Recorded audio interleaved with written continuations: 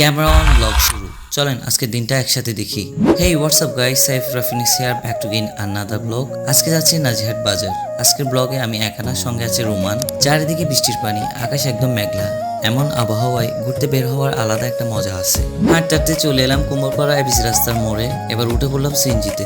আরে ভাই, সিএনজিতে উঠেই দেখি সামনের গ্লাসটাই ভাঙা। এখন আমরা মেডিকেল রাস্তার মাথা পার হচ্ছি। সত্যি বলছি গাইস, এই মোড় থেকে নাজিরহাট বাজার পর্যন্ত রাস্তার অবস্থা খুবই খারাপ। গর্তগুলো সব পানিতে ভরা।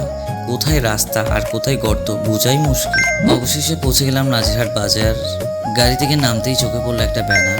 এটা দেখি প্রতিবাদী ডন হুমায়ুন ভাইয়ের। আর সঙ্গে সঙ্গে মনে পড়ে গেল ভাইয়ের সেই ভাইরাল ডায়লগ, শেষ কালা দিন দেখি হতে পারেন না বলতো কালা কালা সরাদ নিত। এরপর ভাই হাঁটতে চলে এলাম জামিয়া শপিং কমপ্লেক্সের নিচতলায় রমণীয়া স্পোর্টস অ্যান্ড ডিপার্টমেন্টাল স্টোরে। এদিকে রোমানের মুখ দেখে মনে হচ্ছে আর 5 মিনিট হাঁটলে আমাকে রেখেই বাড়ি চলে যাবো একা। এই দোকানটি আমার পরিচিত। আমি দোকানে ঢুকে ভাইয়াকে বললাম, ভাই একটা ভালো স্পোর্টস প্যান্ট দেখান। ভাই অনেকগুলো প্যান্ট বের করে দেখাচ্ছেন। বিশ্বাস করেন ভাই, একটা দেখে মনে হলো এটাই একদম আমার পছন্দ, কিন্তু আমার সাইজই নেই। আরে ভাই, এটা আবার কি হলো? যাই হোক, জীবন থেমে থাকে না, আগে পেটের খবর নেওয়া যাক।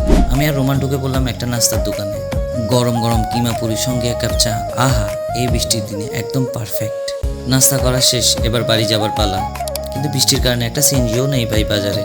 তাই হাঁটতে রওনা দিলাম জঙ্কার মোড়ের দিকে। অবশেষে গাইস একটা গাড়ি পেয়ে গেলাম, আলহামদুলিল্লাহ। এবার বাড়ি যাওয়ার পথে। ব্লগটা কেমন লাগলো কমেন্টে অবশ্যই জানাবেন। আর যদি ভালো লাগে তাহলে একটা লাইক, শেয়ার আর ফলো দিয়ে পাশে থাকবেন। আবার দেখা হবে নতুন একটা ব্লগে।